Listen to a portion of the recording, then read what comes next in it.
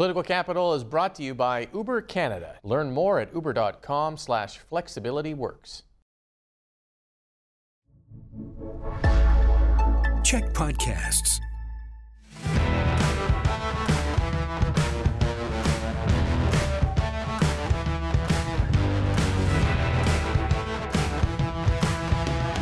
Hey everyone, and welcome to Political Capital, your source for all the latest in BC politics. I'm your host, Rob Shaw, coming to you from the CHEK News World Headquarters in Victoria. The date has arrived, the clock has rung, the time is here. We are off to the races in BC's 43rd provincial election 2024, election 24. I'm not sure that's going to take off, but we'll see if that one takes off. Probably not a good shortening of that election, but we're going to dive right into that with the panel. Jillian Oliver, Allie Blades, Jeff Ferrier here. A quick disclaimer off the top, and we'll do this during our election shows. You have all listed your credentials many times in the past, but you are all helping out, volunteering in your own way for your parties in this election. Jillian, you've done work for the Greens, Allie for everything that is now turned into the BC Conservatives, and Jeff, of course, for the Bearded Woodsman's Party. I mean, the NDP, sorry. How come I'm, of course, them you have to say like, oh, there, you may not know this, but with Jeff, he's definitely working for the NDP. It's the beard. Okay, fair. All right. Okay, we are off. Depending on where you hear this, the official writ may have already dropped on Saturday or not. Doesn't really matter. The game, as they say, is afoot. So the first few days of the campaign here, what should the public be looking for from the parties? What do you expect? What will you be watching for to see who is resonating, who's got old momentum on their side, who is doing the right things? Jillian, what's on your mind there? Well, the first day will tell us a lot about where the parties are focusing their efforts geographically. Always interesting to watch where they'll be, and might be the case that we get them all in different places, and that'll be interesting to see where they're really sort of showing their strength off the bat. And then obviously the issues, we've already been seeing that ramp up. Eby making a big housing announcement this week at UBCM. I don't think the Conservatives had anything out yet this week. It'll be interesting to see if they pivot from the sort of strong attacks that they've been making on the government to some more of their own ideas and what they're offering, or if we continue to see sort of that negative campaigning take shape between the two big parties heading into the first couple of days. Mm-hmm. Jeff, what jumps out at you? The thing that seems to be standing out to people I talk with is everyone is asking me, well, who's going to win the election? I was at the UBCM conference this week in Vancouver, where all mayors and councillors and provincial government and folks in the political space assemble. And people weren't asking me about expensive housing. They were asking me about who's going to win the election. And all the BC Conservatives who I was talking to or I overheard talking sure said that they thought they had it in the bag, that the election was won already and they were going to win it, and there was no way that anyone could stop them. And some were talking about cabinet posts. So that was an interesting place to be before the writs have even been issued. It'll be interesting to see how each of the parties frames the ballot question. That will be my first, the first interesting thing that I'll look for on writ issue day. And I think for the NDP, and Allie can speak for the Conservatives on this, but I think the NDP will try very hard to make this an election about ambition and action versus anger.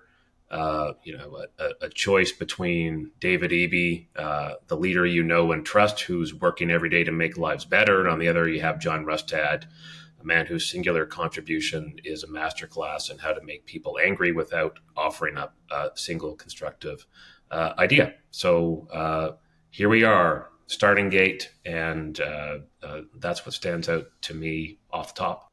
Mm-hmm. Seems like that seems to be the framing so far, Allie, but what are you watching for in the first few days here? Well, my observation was that John Rustad really started campaigning a long time ago. So I really think that for John Rustad, we really just see him through what he already started months ago. The man just has been relentless in touring the province and ensuring that he's getting his message out there, because he had a lot of traction to gain. So I don't think that we really see a difference in John's momentum. Jillian brought up a really good point about geographical targets. This is interesting to me because it's been fluid, as we like to say all the time, because of these independent candidates, because like everything has changed so quickly that if you created a campaign plan 20 days ago, it gets blown up every time an independent candidate announces their intention to run. And then it's like, okay, well, maybe we have to focus on this area a little bit more, because I think these independent candidates really affect the Conservatives more than they affect the NDP. For the NDP, they'll just come up through the middle. And like, they don't have to do anything. They will, obviously. These are all candidates who are door knocking consistently and doing all the things that they need to do. But for John and his team to go into those areas to make sure that they're not taking away from the Conservative vote, I think is going to be one to watch. And then I keep seeing all of these polls, and we've been talking a lot about the polls these past few months, because it's really the only indicator that we can go off of, just because everything's been changing so much. And I keep seeing this like 18 to 35-year-old vote. And where are that's the age demographic that could potentially boost the Conservatives, because they're the most disgruntled. They're the ones who housing prices affect, affordability, starting off families, and not having a doctor. Like they're the most upset group, and where they're going to target them across the province, I think, is going to be something to watch from the Conservative perspective, because they need that voting bracket in order to win. Get those young kids out to vote. Kids, it's your cool Uncle Rob with a message. Make sure you vote. I don't think that's going anywhere. I don't think the youth pick that up. But we always talk about the youth vote being a possibility, and a kind of a wave that might exist, but then it sort of consistently fails to materialize. But it is a good point. The situation, the tie and the independent situation that we're facing right now, Allie mentioned, kind of is more of a problem for the Conservatives. And I just wonder if we go back to that, was it a strategy mistake, Jeff, just to throw this back to you, a strategy mistake for the Conservatives not to just take those incumbents, those 5 united incumbents, and just not fight those fights in those ridings and then refocus in other areas? Well, now that Kevin Falcon has quit as an active participant in this election campaign, I'm all out of advice for the Conservative side of the political ledger. But I will say that it has been unhelpful to the Conservatives to treat folks like Shirley Bond and Jackie Taggart and Mike Bernier and Dan Davies and doing things to get folks like Corinne Kirkpatrick back into politics and Coralie Oakes. I think it's served their brand poorly. I think it's served their reputation poorly. I think it's shown a mean and vindictive face to a party that is trying to convince the electorate that it is safe and okay to vote for them.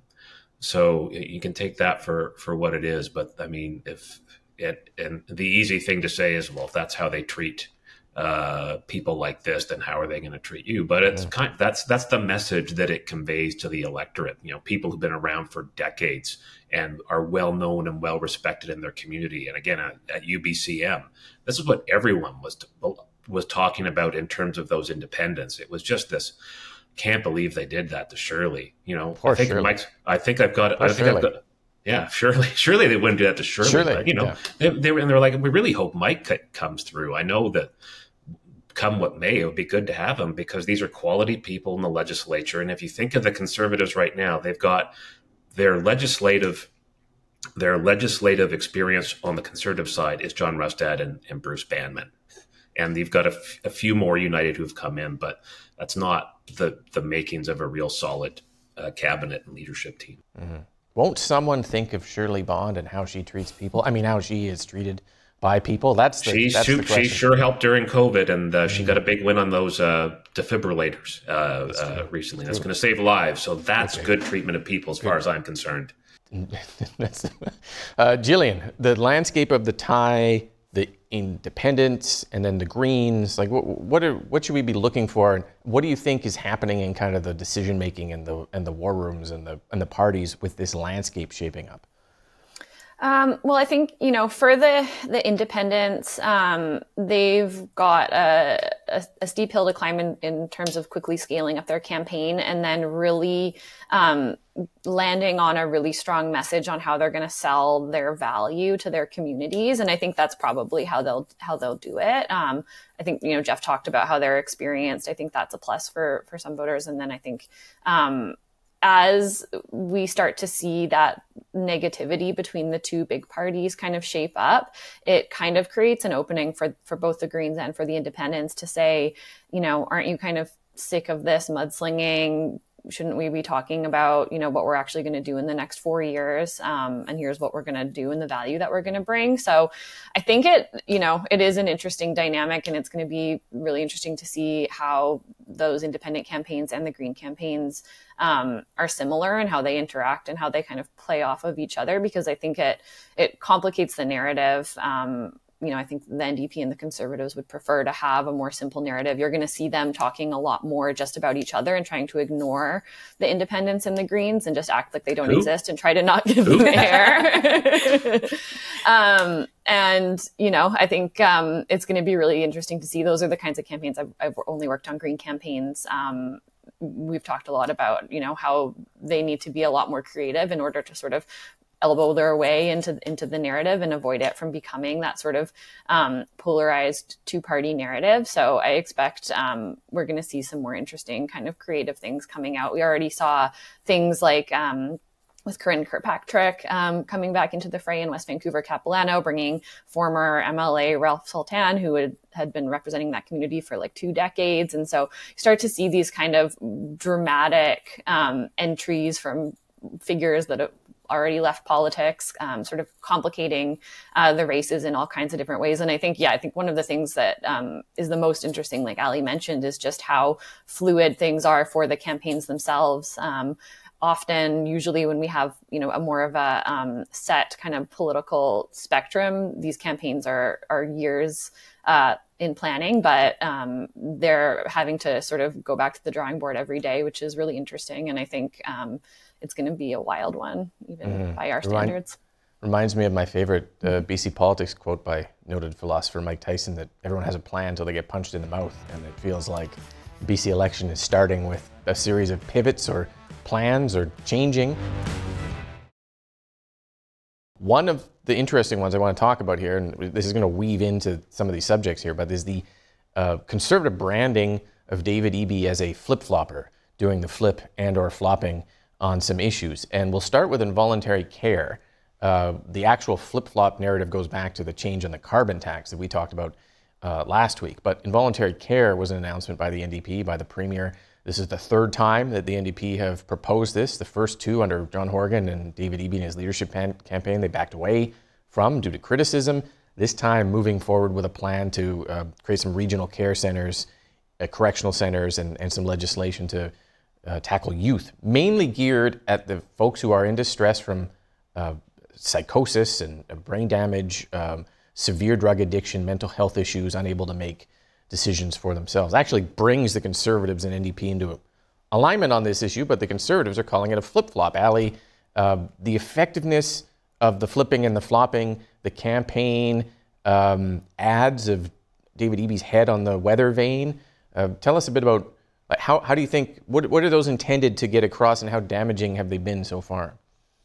Well, you bring up a very interesting point, that it seems that on a policy front, there's some similarities between these two opposing parties. And that's usually the easier indicator of who you're going to vote for, because one party is saying X and then the other opposes it or challenges it. In this case, they're both for involuntary care. They're both for axing the carbon tax, mind you, the NDP with a lot of fine print.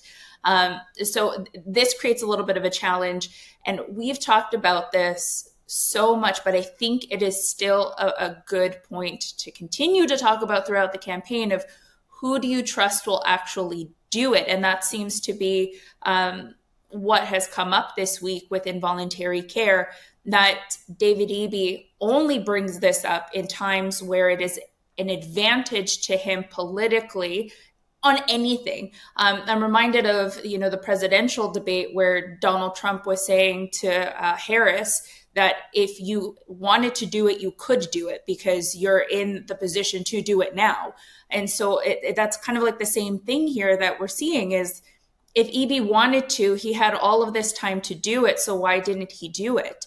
You're only saying it now because you need to win certain ridings. And so it comes back to the trust. And as I've pointed out before, you're voting to figure out if this is the path that you want for the province. And so David Eby hasn't changed lanes to the destination. He has completely changed the GPS to go somewhere else. And you don't really know what you're voting for the next 4 years. Now, on this weather vane, flip-flopping narrative that the Conservatives are successfully, I think, branding Eby with, it works during the campaigns because they're pointing out to that we have no idea where David Eby will go depending on any certain day, depending on what the polls are saying or depending which riding he needs to win. Mm-hmm. It does become that character issue, Jeff, we talked about last week of the policy almost becomes secondary. Like now everyone's in alignment on involuntary care. I guess not the Greens, obviously they're not, but the two parties that have been fighting on it. Now it's more of a, like Allie said, a question of how do we get there and what's the trust level of following through on it? Well, John Rustad is making no decisions based on the impact on votes and winning ridings. For him, it's all principled stuff. That's why he has his bird. That's why he has his bird. It's really connecting. I don't get with it. voters. What does the bird have to do with it? It's connecting with voters. It's I got the you. most Okay, popular thing he's done, and you brought it to him, folks. Look at Eby's evolving. Leaders adjust policies when situations change, and the situation here with fentanyl and escalating violence has changed, and he's stepping in and doing something that British Columbians want him to do. And we've reached the point where we need to do it, and it's clear that the well-intentioned status quo is not an option. And the government's decision to take action, even when it's uncomfortable and tough, I think it shows a level of seriousness that John Rustad simply doesn't understand. He's claiming leadership here. His leadership was finding out that the government was going to do this 3 days before the announcement happened, then put out a press release and making it sound like he's a visionary. Well, he's an opportunist. He was effectively opportunistic here. But he's been saying involuntary care. He said no. He didn't say he would do it. He said, it's an interesting thing to consider. He didn't definitively bring in the notwithstanding clause. He didn't say he would definitively do it until 3 days before the announcement. But on the issue of the weather vane and David Eby, what people want from leaders is someone who doesn't rigidly cling to outdated old political doctrines, but is really focused on getting results, even when that means changing a position. And that's strength. And we're not seeing strength in leadership from the Conservatives. We're seeing, I would like to see some leadership there that's like W.A.C. Bennett or Grace McCarthy, folks with stature who stood for something. But what you get from John Rustad and Bruce Banman are petty insults and cheap stunts and silly ads and tossing around accusations for behind press releases. I don't think they would call David Eby a liar, a flip-flopping liar to his face, because I think that if they tried that, and maybe this is why they're turning down debates all over the place and not taking questions at forums, Eby would make short work of them. Just like every time those two sputtered out some half-baked idea about bullying vulnerable kids or banning books in the legislature. You think he'd get in their face like Jagmeet Singh? Be like, what'd you say about me, bro? I think he cut them down to size, like he did in the legislature every time they tried to act like big tough guys to him, and it would make them seem small and weak. I don't think there would be an MMA match between John Rustad, so don't. Eby's got the reach though because he's so tall. Anyways, he just jab. It would just be no way. Jillian, the Greens, actually probably want to talk about the policy of this, right? Because they disagree with involuntary care. They've been very consistent about that for years. Is there an opportunity in an election to talk about policy when we have the dynamic of the two parties wailing on each other over character? Yeah, and I mean, I think the flip-flop thing, to me, I think it's a bit of a wash. And I think, Jeff is right. We haven't seen Rustad and Eby go head-to-head in a while. Rustad's team has kind of kept him away from a lot of the press and like kind of a lot of scrutiny, but he's flip-flopped on a lot of issues too. He voted for the carbon tax. He voted for SOGI. I'm sure that there's other examples that will come out as we see the Conservative platform come out that the NDP are compiling to throw back in their face. And I think that's probably exactly what we'll see at the leader debate, is them both kind of hurling these accusations and trying to create a sense of, mistrust with one another. And yeah, I mean, I have to agree with Jeff. I think Eby's going to be more adept, but I'm sure Rustad's been practicing, so it'll be interesting to see how that goes. And yeah, I think in terms of the involuntary care issue being a flip-flop for Eby, I think that this is genuinely something that he has wrestled with, because he's changed positions on it a few times during the NDP leadership campaign. He said that he supported it. I think that was his gut. I think that's kind of what's driving public sentiment, is that to a lot of people, there is this sense of desperation that something needs to be done.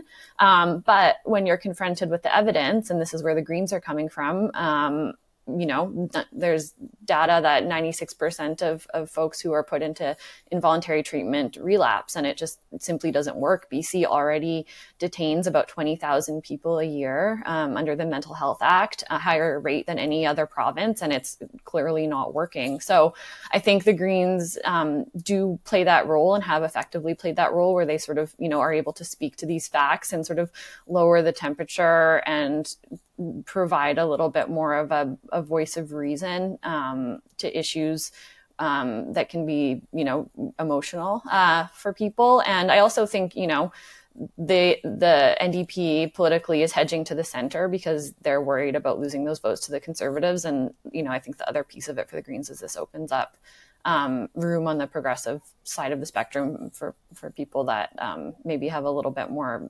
background on these issues and want to see a little bit more of a compassionate approach to people that are struggling. Mm-hmm. Yeah, it is an interesting point for the Greens to be able to kind of argue the policy issue here and point that out. Okay, we're going to leave that there for the TV version. If you're watching us on TV or YouTube, make sure you subscribe to our audio podcast, especially during the election, because we got a lot more content on there for you. Stay in touch with us. Follow us on social media. There's a bunch of different things we're doing throughout this election campaign, but we'll be back on your TV screens next week with all the latest in BC politics here on Political Capital. Political Capital is brought to you by Uber Canada. Learn more at uber.com/flexibilityworks.